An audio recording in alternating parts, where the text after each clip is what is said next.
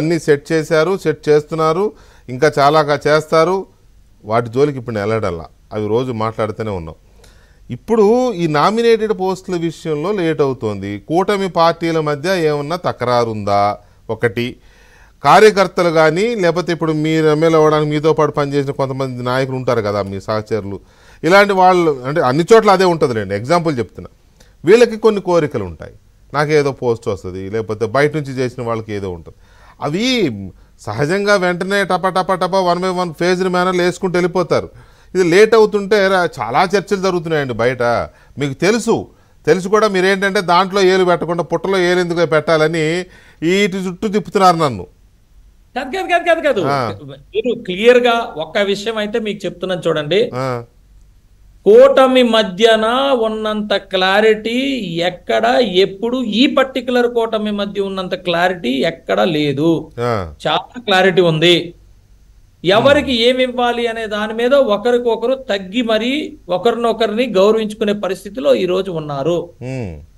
ఇక్కడ ఇద్దరే కాదు, ఇక్కడ మూడో వ్యక్తిని కూడా చాలా గౌరవంగా ఉంచే పరిస్థితి ఇక్కడ ఉంది.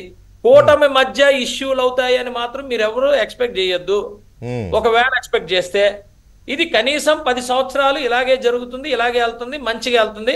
ఇందులో ఎవరైనా సరే నా భూతో నా భవిష్యత్ అనేది ఫ్యూచర్ లో కూడా 100 సంవత్సరాల తర్వాత కూడా కూటమి అంటే ఎలా ఉండాలి అంటే ఈ రోజు ఉన్న 24లో ఏర్పడ్డ కూటమిని చూసి నేర్చుకోవాలి.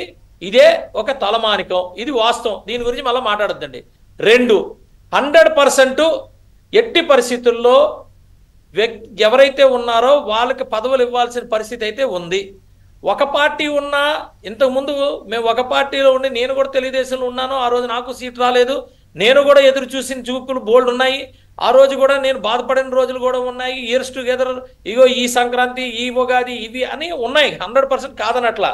కానీ ఈ రోజు పూర్తి స్టైల్ మారి క్లియర్గా ఉంది. ఈ రోజు నన్నే అడుగుతున్నారు, లేకపోతే మా శ్రీనివాస్ అన్న అడిగారు, ఎవరికి ఇవ్వాలి, ఎవరు చేశారు పని అని అంటే కనీసం వాళ్ళకి ఇన్పుట్ ఇవ్వడానికి కూడా మాకు వచ్చే పరిస్థితి లేదు. ఎందుకంటే 4-5 సంవత్సరాల నుంచి పెండింగ్ ఉన్న ఇష్యూస్, ప్రాణాల మీదకి వచ్చిన ఇష్యూస్, ఇవన్నీ కూడా ఇవ్వడో మీరు ఇలా వదిలేస్తే మీరిద్దరు దగ్గ చెప్పేస్తారు నాకు. భారతం రామాయణం లాగా చెప్పేస్తూనే ఉంటారా? ఒక్క మాట సార్, 5 సంవత్సరాల్లో జగన్మోహన్ రెడ్డి పాలనలో ఎవరెవరు ప్రభుత్వాన్ని ధిక్కరించారు, ఎవరెవరు కష్టపడ్డారు పార్టీల కోసం, ఏ పార్టీ వాళ్ళైనా, టీడీపీ వాళ్ళైనా, జనసేన వాళ్ళైనా, బీజేపీ వాళ్ళైనా, ఎవరెవరు ఎదురొడ్డి పోరాడారు, ఎవరెవరు పార్టీల కోసం కష్టపడ్డారు అని టీడీపీ దగ్గర తెలియదా, జనసేనకి తెలియదా, బీజేపీకి తెలియదా? వాళ్ళు ఎవరెవరు మనం ఐడెంటిఫై చేయాలని. ఏంది ఇప్పుడు నాకు పెద్ద చరిత్ర చెప్తారేంటి ఎవరికి తెలియనట్టు?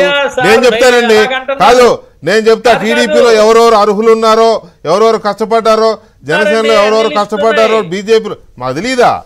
ఏదో మీరు ఏదో అసలు అది చెప్పడం విషయంలో ఎక్కడెక్కడ చెప్తారే. విజయ్ కుమార్ గారు నిజంగా కూడా ఇది ఎందుకు లేట్ అవుతోంది అనే దాంతో పాటు శ్రీనివాస్ గారు చెప్పినట్టు మా పక్కనే ఉండి ఉన్నారు, గత 5 సంవత్సరాల నుంచి ఒక జెండా కింద ఉండి అయినా ఉన్నారు కదా.